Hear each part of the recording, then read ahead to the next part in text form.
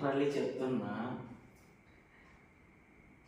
ఈరోజు life long ఒక memorable day అయిపోతుంది. ఇది అంటే ఒక గ్రేట్ ఎక్స్పీరియన్స్ వచ్చింది నాకైతే. లక్కీ కూడా పాపం ఇప్పుడు దాకా మేలుకొనే ఉండింది, మళ్ళీ నిద్ర వచ్చింది, పోయి పడుకుంటుంది పాపం.